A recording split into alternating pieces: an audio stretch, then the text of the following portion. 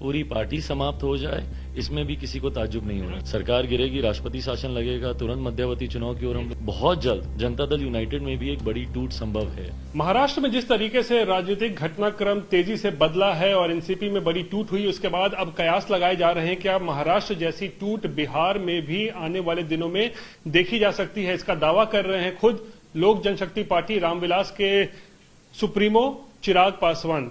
चिराग, आपने कल देखा किस तरीके से महाराष्ट्र में एक बड़ी टूट हुई है, एनसीपी में टूट हुई है। क्या लगता है आपको, बिहार में भी इस तरीके की कोई टूट संभव है क्या आने वाले दिनों में? भाई क्यों संभव नहीं है? इसके दो कारण हैं। पहली बात तो जैसी करनी वैसी भरनी, जो दूसरों की पार्टी को तोड़ते हैं उनके साथ भी एक दिन वही अनुभव उनको करना पड़ता है। मुख्यमंत्री जी ने हमेशा दूसरों की पार्टियों को तोड़ने का, उनके दल में बिखराव लाने का, उनके नेताओं को अपने साथ जोड़ने का उन्होंने काम किया। हम ही लोग भैया 2005 से ही देखते आ रहे हैं, सब जान रहे हैं इस बात को। बहरहाल दूसरा एक बहुत लॉजिकल कारण है, असंतोष क्यों नहीं होगा भाई इनके पार्टी के नेताओं में, इनके विधायकों में, इनके सांसदों में। 2019 का चुनाव इनके सांसद किसके सामने जीत गया है? महागठबंधन के नेताओं के सामने जीत गया है। 2020 विधानसभा का चुनाव मुख्यमंत्री जी के विधायक किसके सामने जीत गया है?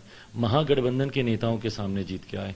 तो क्यों नहीं असंतोष होगा इनके विधायकों में, इनके सांसदों में, जबकि इनको पता है कि महागठबंधन में पहले से मजबूत दावेदार, वो विधानसभा की सीटों या लोकसभा की सीटों मजबूत दावेदार पहले से ही मौजूद हैं। तो इस बात का डर इनके विधायकों में है। और दूसरी सबसे बड़ी बात भैया, आज की तारीख में जो आक्रोश है मुख्यमंत्री जी को लेकर, और उस आक्रोश का सामना इनके सांसद, इनके विधायकों को ही करना पड़ता है। मुख्यमंत्री तो जनता के बीच जाते नहीं, और जब जब गए उनका भी विरोध ही हुआ है। तो ऐसे में एक असंतोष मुख्यमंत्री नीतीश कुमार जी की पार्टी में है, प्रमाण है, क्योंकि कई उनके नेता, विधायक, सांसद डायरेक्ट मेरे संपर्क में, और मैं यही नहीं बोल रहा कि सब मेरे ही संपर्क में, विभिन्न और दलों के भी संपर्क में हैं। तो यकीनन बहुत जल्द जनता दल यूनाइटेड में भी एक बड़ी टूट संभव है। चिराग, जब आप ये दावा करते हैं कि बहुत सारे जो जेडीयू के विधायक हैं वो अन्य पार्टियों के संपर्क में हैं, आपके भी संभवतः पार्टी के संपर्क में हैं, तो ऐसे विधायकों की या नेताओं की संख्या कितनी है? अगर विधायकों की ही बात करें, कितनी संख्या हो सकती है जो आपके संपर्क में? भाई मैं संख्या पे मैं नहीं जाऊंगा, क्योंकि कुछ लोग जो मेरे संपर्क में, मैं उन्हीं के बारे में कह सकता हूं। बट हाँ, मैं इतना मैं जरूर बोलूंगा, असंतोष पूरी पार्टी में है। पूरी पार्टी समाप्त हो जाए, इसमें भी किसी को ताज्जुब नहीं होना चाहिए। कुछ एक होगा, आधा दर्जन विधायक आपके संपर्क में है या 1 दर्जन संपर्क में है? भाई विधायक हैं ही कितने इनके पास? जो मुख्यमंत्री आज बिहार में बने हुए हैं, तीसरे नंबर की पार्टी के नेता को मुख्यमंत्री बनाया हुआ है। कभी वो भाजपा की कृपा पे बने और आजकल वो राजद की कृपा पे बने हुए हैं। तो ऐसे में पूरी पार्टी में असंतोष है भाई। तो फिर ये बताइए, ये जो नाराज विधायक हैं, जो असंतोष जिनके अंदर है, वो क्या चाह रहे हैं? आपसे अगर संपर्क किया है तो क्या मतलब आपसे क्या बोलते हैं? देखिए भाई, कोई भी विधायक है या कोई भी सांसद है, वो अपने भविष्य को तो कम से कम सिक्योर करना चाहेगा ना।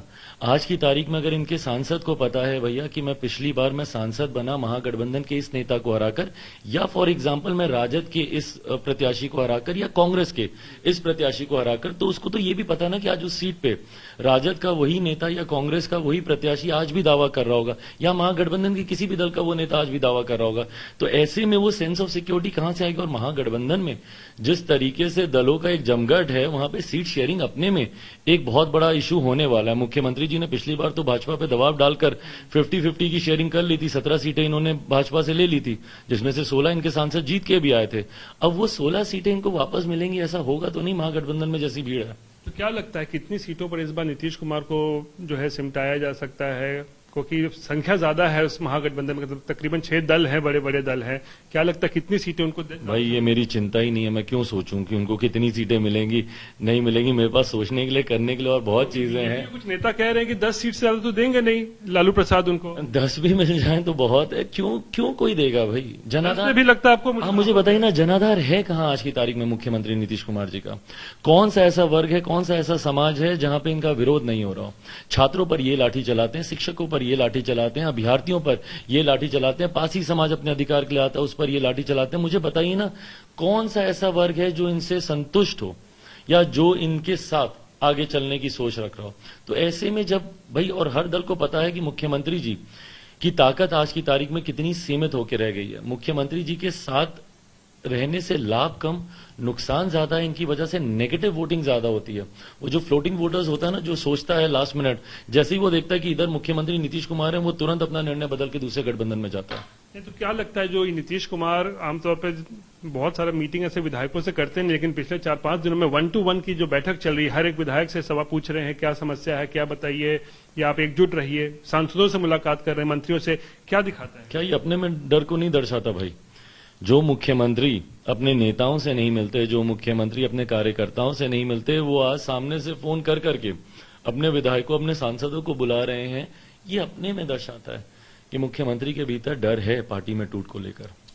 लेकिन यहां तो विपक्षी एकता की मीटिंग हुई इतनी बड़ी नीतीश कुमार के नेतृत्व में, उसके बाद फिर क्यों आपको लगता है कि नीतीश कुमार की पार्टी में टूट हो जाएगी? उस मीटिंग का लाभ क्या हुआ? प्रयास ये लोग कर ही रहे हैं, ऐसा नहीं है कि प्रयास इन्होंने समाप्त कर दिया। अभी अगली मीटिंग भी पहले हिमाचल में थी, जो मुख्यमंत्री जी ने बताया था, पर शरद पवार जी ने उसको बदल के अब पता नहीं बैंगलोर में हो रही है, पोस्टपोन अब हो गया है। बिल्कुल, जो नया जो घटना चक्र जिस तरीके से उठा संभवतः वो भी टलेगा। बट बहरहाल उसका लाभ क्या हुआ?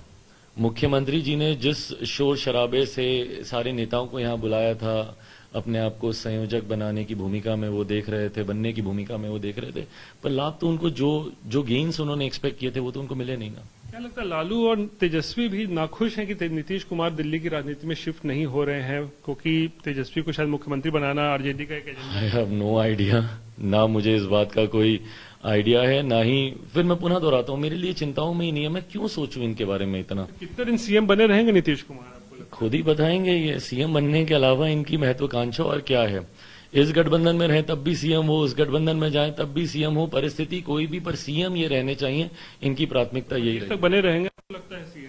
आई हैव नो आइडिया, पर जिस तरीके से मुझे लगता है कि अभी इनकी पार्टी में एक असंतोष चल रहा है, ऐसे में अगर सरकार गिरती भी है तो उसमें किसी को आश्चर्य नहीं होना चाहिए। मध्यवर्ती चुनाव की ओर संभवतः बिहार आगे बढ़ सकता है।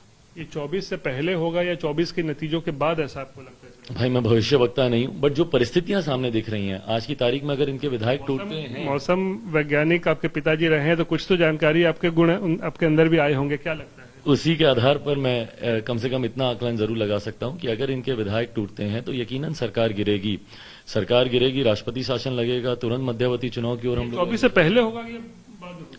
24 से पहले हो या 24 के साथ हो, दोनों परिस्थितियां बन सकती हैं। दोनों बन सकती हैं। अच्छा, एक चीज और, एक बात ये भी आ रही है कि नीतीश कुमार कहीं वापस एनडीए में ना आ जाए, इस तरीके के भी कयास लगाए जा रहे हैं। आपको लगता है ये संभव है, एनडीए में उनकी वापसी हो सकती है? भाई मुझे नहीं पता, पर जब मुख्यमंत्री जी का जिक्र हो तो कुछ भी असंभव तो नहीं है। जो मुख्यमंत्री 2-2 बार जनादेश का इस तरीके से अपमान कर सकते हैं, 15 का चुनाव महागठबंधन के साथ लड़ा, सरकार चलाई एनडीए के साथ, 19-20 का चुनाव इन्होंने एनडीए के साथ लड़ा, सरकार चला रहे हैं महागठबंधन के साथ। जो मुख्यमंत्री 2-2 बार जनादेश का ऐसे अपमान कर सकते हैं, तो वो तीसरी बार कुछ भी कर सकते हैं। Credibility crisis? क्रेडिबिलिटी तो अब रही नहीं भाई। मुख्यमंत्री की विश्वसनीयता पे ही सबसे बड़ा प्रश्न चिन्ह है, और ये प्रश्न चिन्ह हर बिहारी के दिमाग में है जब मुख्यमंत्री की क्रेडिबिलिटी की बात आती है। तो मध्यावधि चुनाव को लगता है कि नीतीश कुमार अपना कार्यकाल पूरा नहीं कर पाएंगे 25 तक? मुझे नहीं लगता। चलिए, बात करने के लिए शुक्रिया चिराग। तो ये थे चिराग पासवान, काफी बेबाक तरीके से अपनी राय रख रहे थे, और उनका दावा है कि बिहार में जल्द ही मध्यावधि चुनाव हो सकते हैं और नीतीश कुमार 2025 तक जो उनका कार्यकाल है वो पूरा नहीं होगा, और उससे पहले ही सरकार बिहार में गिर सकती है। कैमरा पर्सन नदीम आलम के साथ रोहित सिंह, पटना।